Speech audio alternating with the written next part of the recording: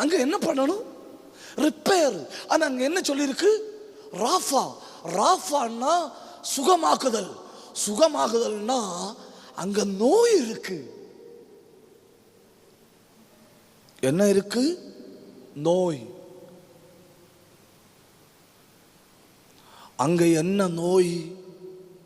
அங்க என்ன நோய்னா ஆராதிக்க முடியாத ஒரு வியாதி, உள்ளந்தரந்து ஜபிக்க முடியாத ஒரு வியாதி, தெய்வ சமூகத்தை நெருங்க முடியாத ஒரு வியாதி, நல்ல வாஞ்சியா தெய்வத்தை பின்பற்ற முடியாத ஒரு ஆவிக்குரிய வியாதி அங்க இருக்கு.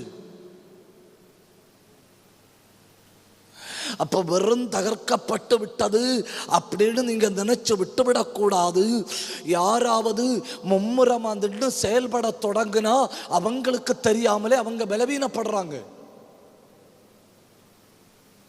வாங்க தரிசனத்தோட சேர்ந்து நிற்போம், ஊக்கமா ஜெபம் பண்ணுவோம், வைராக்கியமா போராடுவோம், திரும்ப கட்டுவோம்னு சொல்லி யாராவது கூட நின்னா திடீர்னு அவங்களுக்கு பலவீனம் வருது.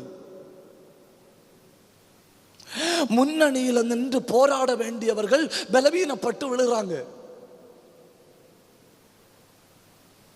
யாரெல்லாம் வைராக்கியமா எப்படியாவது கட்டணும்னு நினைக்கணுமோ அவங்களுக்கு தெரியாத பலவீனங்கள் வருது. ஜபிக்க பாருங்க, ஜபிக்க வாஞ்சை உள்ளவன் ஜபிக்க முடியாத அளவு பலவீனப்படுறான். உங்களுக்கு புரியுது இல்லையா? உள்ள வாஞ்சை இருக்கு,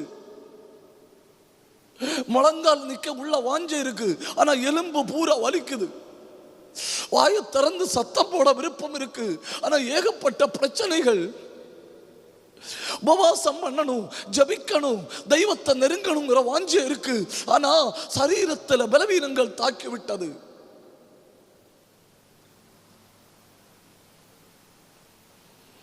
அவன் பலிபீடத்தை செப்பனிட்டான்னு சொன்ன உடனே சாதாரணமான ஆட்கள் நினைக்கிறது போல 12 கல் எடுத்து வச்சான்னு நீங்க நினைக்க கூடாதுன்னு அவன் முதல்ல செயல்பட்டது என்ன தெரியுமா?